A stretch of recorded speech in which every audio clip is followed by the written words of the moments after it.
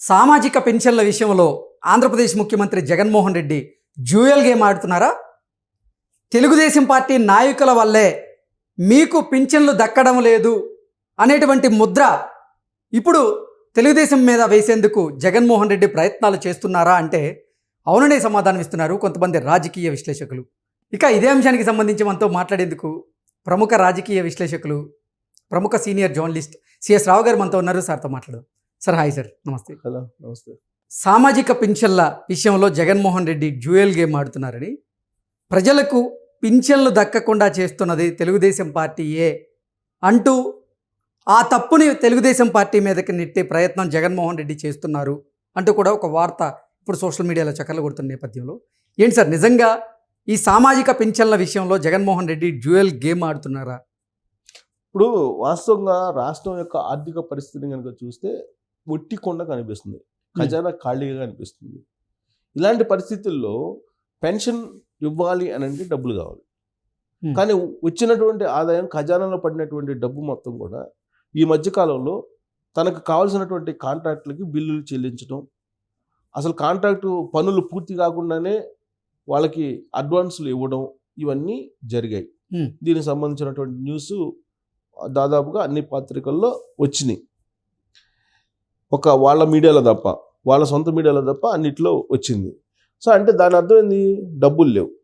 డబ్బులు లేనటువంటి కారణంగా పెన్షన్లు ఇవ్వడానికి రెడీగా లేదు ప్రభుత్వం. ఈలోపు ఏం చేసింది ఎన్నికల కమిషను? వాలంటీర్లు వెళ్ళి ఇంటికి వెళ్ళి పెన్షన్లు ఇవ్వద్దు, మీరు దానికి ప్రత్యామ్నాయ ఏర్పాట్లు చేసుకోండి. మీరు ప్రచారం చేస్తున్నారు, ఎన్నికల ప్రచారం కాబట్టి మీరు ప్రత్యామ్నాయ ఏర్పాట్లు చేసుకోండి, వాలంటీర్లని ఎన్నికల ప్రక్రియకి దూరంగా ఉంచండి, వాళ్ళ సెల్ ఫోన్లు, వాళ్ళ దగ్గర ఉండేటువంటి సెల్ ఫోన్లు హ్యాండ్ ఓవర్ చేసుకోండి అని చెప్పి చాలా క్లియర్గా చెప్పింది. దీన్ని బేస్ చేసుకొని, దీన్ని ఒక అస్త్రంగా మలుచుకొని జగన్మోహన్ రెడ్డి విపక్షాల మీద, ఎస్పెషల్లీ తెలుగుదేశం పార్టీ మీద, అలాగే జనసేన మీద వాళ్ళు రివర్స్ గేమ్ ఆడుతున్నారు. ఏం ఆడుతున్నారు? వాళ్ళు కంప్లైంట్ చేశారు వాలంటీర్ వ్యవస్థ లేకుండా చేయడానికి, అందుకనే వాలంటీర్లను వద్దన్నది ఎలక్షన్ కమిషన్. కాబట్టి మేము పెన్షన్లు ఇవ్వలేకపోతున్నాం, పెన్షన్లు ఇవ్వట్లేదు. అసలు కథ అది కాదు.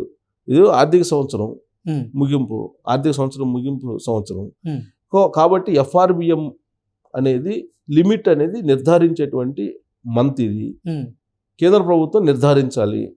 నిర్ధారించిన తర్వాత ఎంత అప్పు ఇవ్వాలి ఏంటి అనేది తెలుస్తారు. అప్పుడు అప్పు తీసుకొచ్చుకోవాలి ఆర్బీఐ నుంచి. అప్పుడు అప్పు వస్తే అప్పుడు పెన్షన్లు ఇస్తారు. కానీ వీళ్ళు ఏం చేశారు? యాక్చువల్గా ఆర్బీఐ వాళ్ళు ఎఫ్ఆర్బిఎం రూల్స్ని ఫ్రేమ్ చేయకుండానే ఇండెంట్ ముందుగానే పెట్టేశారు. ఎప్పుడు మార్చి 28వ తారీఖుని ఇండెంట్ పంపించారు. సో టెక్నికల్గా ఇష్యూ అయింది.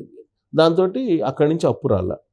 ఓకే, మార్చిలో వీళ్ళు ఏం చేశారు? రాష్ట్ర ప్రభుత్వం దాదాపు ఏపీఎండిసి నుంచి, అంటే మైనింగ్ ఏపీఎండిసి నుంచి 7,000 కోట్ల రూపాయలు బాండ్లు రిలీజ్ చేసి వాళ్ళు అమ్ముకుని 7,000 కోట్ల రూపాయలు ఖజానాకు తీసుకొచ్చుకున్నారు.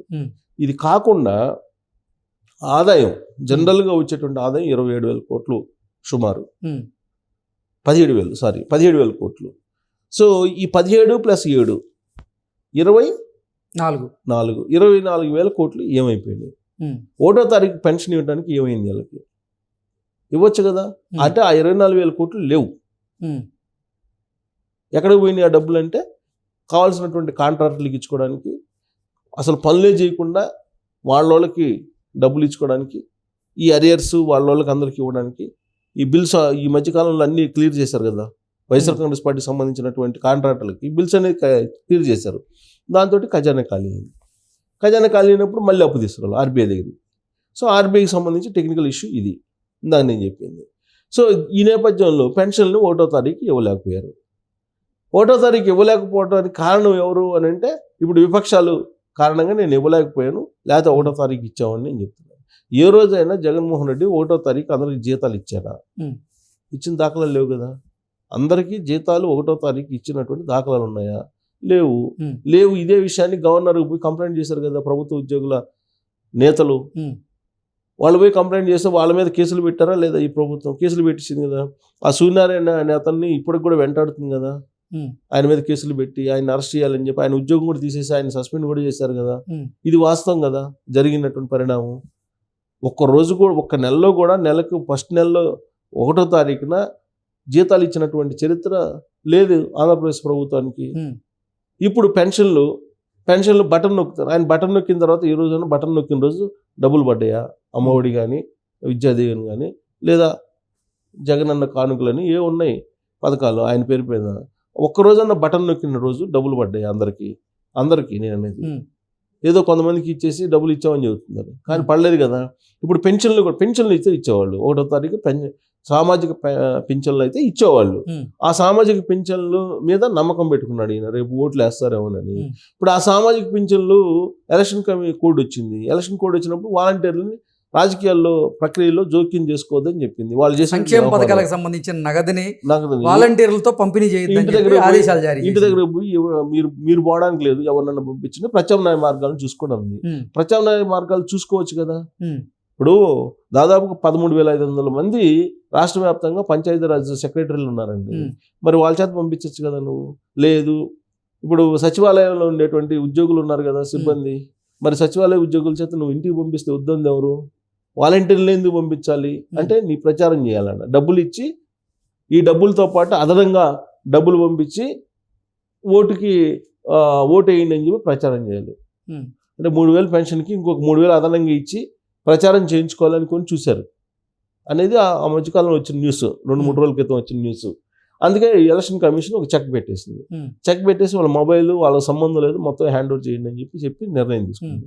దీన్ని పొలిటికలైజ్గా మలుచుకోవడానికి ఇప్పుడు జగన్మోహన్ రెడ్డి ఈ తరహాలో డ్యూయల్గా ఆయన వాయిస్ని తీసుకొచ్చి ఇది చంద్రబాబు నాయుడు వల్ల లేకపోతే పవన్ కళ్యాణ్ వల్ల ఇవ్వలేకపోతున్నాను నేను, లేకపోతే 1వ తారీఖే మీకు పెన్షన్లు ఇచ్చేవాడిని పింఛన్లు అంటే ఈ 2 నెలలు ఇంపార్టెంట్ కదా. ఎలక్షన్స్ మే 13 ఉన్నాయి, ఇప్పుడు ఏప్రిల్ మే ఇంపార్టెంట్ కదా. ఏప్రిల్ 1వ తారీఖు మే 1వ తారీఖు ఇంపార్టెంట్ సామాజిక పెన్షన్లు. సో నేను ఇంటి దగ్గర తీసుకొచ్చి ఇచ్చేవాడిని, కానీ నేను ఇంటి దగ్గర తీసుకురాకుండా చేసింది వీళ్ళిద్దరు అని చెప్పి ప్రచారం మొదలు పెట్టారు గత 2 రోజుల నుంచి. అంటే అసలు టీడీపీకి జనసేనకి సంబంధం ఏమి సార్? వెళ్ళింది నిమ్మగడ్డ రమేష్ కుమార్ గారు. ఇప్పుడు వాళ్ళు చెప్పేది ఏంది, సిటిజన్స్ ఫర్ డెమోక్రసీ సంస్థ దాన్ని పెట్టారు, రిటైర్డ్ ఐఏఎస్లు పెట్టుకున్నారు. వాళ్ళు చేస్తున్నటువంటి ప్రయత్నం నిజంగా అప్రిషియేట్ చేయాల్సిందే. అంటే కొంతమంది వైఎస్ఆర్సీపీ నేతలు ఏం చెప్తున్నారంటే నిమ్మగడ్డ రమేష్ కుమార్ గారి చేత ఇటు చంద్రబాబు గారు అటు పవన్ కళ్యాణే వెనక్కి ఉండి ఈ గేమ్ నడిపించారు అంటూ కూడా వాళ్ళు అంటే వైఎస్ఆర్సీపీకి దాంట్లో ఒక నిమ్మగడ్డ రమేష్ కుమార్ గారు ఒక్కళ్ళే కాదు కదా, దాంట్లో ఎల్వి సుబ్రహ్మణ్యం గారు ఉన్నారు, ఐవీఆర్ ఉన్నట్టున్నారు, ఇంకా చాలా మంది ఉన్నారు రిటైర్డ్ ఐఏఎస్లు. వాళ్ళు రిటైర్డ్ ఐఏఎస్లు వాళ్ళకేం ఆఫ్ ఇంట్లో కూర్చోవచ్చు, కానీ వాళ్ళు సామాజిక బాధ్యతగా సమాజంలోని ఉండేటువంటి రుగ్మతలను తొలగించాలని వాళ్ళు బాధ్యతగా ఫీల్ అయ్యి వాళ్ళు ముందుకు వచ్చారు. అప్రిషియేట్ చేయాలి వాళ్ళని, వాళ్ళు చేసే పని. వాళ్ళకి మళ్ళీ పార్టీలు అంటకట్టాల్సిన అవసరం లేదు. వాళ్ళు పార్టీలకు అంటకంటే పార్టీలకు పనిచేసేటప్పుడు పార్టీల్లోకి వెళ్తే వాళ్ళని వద్దన్నారా? ఎవరైనా తీసుకుంటారు కదా. అంటే ఈ రకంగా వాయిస్ వినిపిస్తున్నారు. సో కాబట్టి ఇప్పుడు మళ్ళీ ప్రతి నెల రేషన్ అప్పుడు ఆ రేషన్ వెహికల్స్ తోటి వాలంటీర్లను పంపించేవాడు. వాలంటీర్లు పంపించమని చెప్పి నిర్ణయం లాస్ట్ మంత్ తీసుకున్నాడు. అలా వెళ్ళినందుకు దగ్గరుండి ఈ పంపిణీ చేసినందుకు, ప్రజా పంపిణీ చేసినందుకు 500 రూపాయలు ఎక్స్ట్రా ఇస్తారని చెప్పాడు. సో ఇప్పుడు ఆ వాహనాలు కూడా పోయి ఇంటింటికి పోయి ఇచ్చేటువంటి పరిస్థితి లేదు.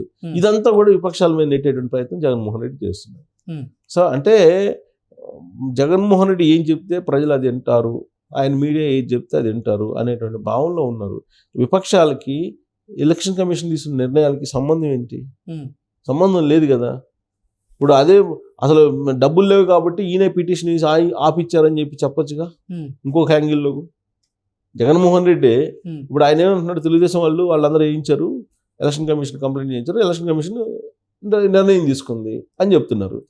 డబ్బులు లేవు ఖజానాలో, డబ్బులు ఇవ్వకపోతే పబ్లిక్ రివోల్ట్ అవుతారని చెప్పేసి ఈయనే వాళ్ళ చేత పిటిషన్ వేయించి రద్దు చేయించాడు అనుకోవచ్చుగా.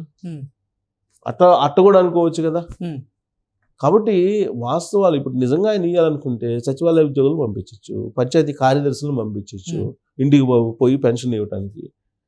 ప్రత్యామ్నాయ మార్గాలు తీసుకోవచ్చు చూడమని చెప్పింది కదా ఎలక్షన్ కమిషన్. ఇవ్వద్దని చెప్పలేదుగా, పెన్షన్స్ ఇవ్వద్దని చెప్పలేదుగా. కాబట్టి నేల విడిచి సాము చేస్తున్నారు. ఇది రాజకీయాల్లో ఆరోపణలు ప్రత్యారోపణలు సహజమే, కానీ బట్ వాస్తవాలకు దగ్గరగా ఉండాలి చేసే ఆరోపణలు, లేదంటే బూమరంగ్ అయ్యే అవకాశం. Okay sir, thank you.